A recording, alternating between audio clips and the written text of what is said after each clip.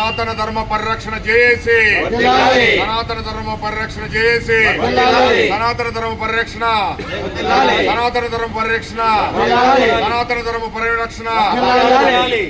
గుంటూరు నగరంలో బృందావన గార్డెన్స్ ప్రాంతంలో శ్రీ వెంకటేశం అనే అపార్ట్మెంటులో 6 అడుగుల వెంకటేశ్వర స్వామి ప్రతిమను స్థానికంగా నివాసం ఉండే అపార్ట్మెంట్లో నివాసం ఉండే ఒక అన్యమతస్థుడు 2 వ్యాపారస్తులు కలిసి దాన్ని ధ్వంసం చేయడం జరిగింది. ఈరోజు తెల్లవారుజామున 6 అడుగుల ప్రతిమను వెంకటేశ్వర స్వామి ప్రతిమను ధ్వంసం చేయడం జరిగింది. ధ్వంసం చేసిన నేరస్తుల్ని తక్షణమే పోలీస్ శాఖ పోలీస్ అధికారులు అరెస్ట్ చేయాలి.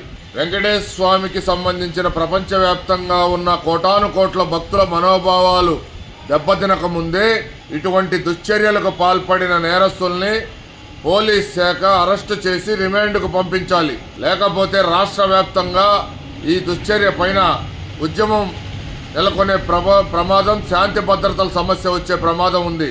గతంలో కూడా గత జగన్ ప్రభుత్వంలో దేవుళ్ల పైన అర్చకుల పైన దాడులు జరిగితే కనీసం పోలీస్ శాఖ పట్టించుకున్న దాఖలాలు లేవు. ఇప్పుడు చంద్రబాబు గారు, పవన్ కళ్యాణ్ గారి కూటమి ప్రభుత్వంలో కూడా పోలీస్ శాఖ ఇలానే వ్యవహరిస్తే రాష్ట్రంలో శాంతి భద్రతల సమస్య నెలకొనే ప్రమాదం అయితే ఖచ్చితంగా ఉందని మేము హెచ్చరిస్తున్నాం పోలీస్ శాఖని.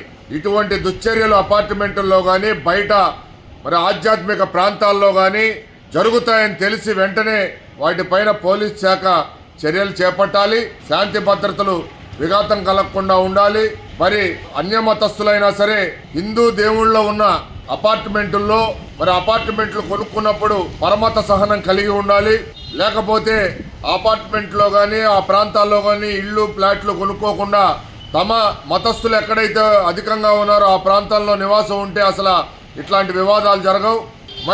సనాతన ధర్మంలో పరమత సహనానికి ప్రధాన భూమిక ఉంది. దాన్ని సనాతన ధర్మం ప్రకారం హిందూ మతస్థులు అధికంగా పాటిస్తూ ఉంటారు. అట్లానే మిగిలిన ఉన్న అన్య మతస్థులు ఎవరైనా సరే ఆ పరమత సహనం కలిగి ఉండాలని చెప్పి బ్రాహ్మణ చైతన్య వేదిక కోరుకుంటుంది. ఇప్పటికైనా సరే తక్షణమే ఈ దుశ్చర్యకు పాల్పడిన నేరస్తులు ఎవరైనా సరే వెంటనే చట్ట ప్రకారం చర్యలు తీసుకోవాలని పోలీస్ అధికారుల్ని, పోలీస్ శాఖని బ్రాహ్మణ చైతన్య వేదిక విజ్ఞప్తి చేస్తుంది. Hi everybody, this is Kireeti Damaraju. Like, share and subscribe to Saira TV. ఓ సైరా.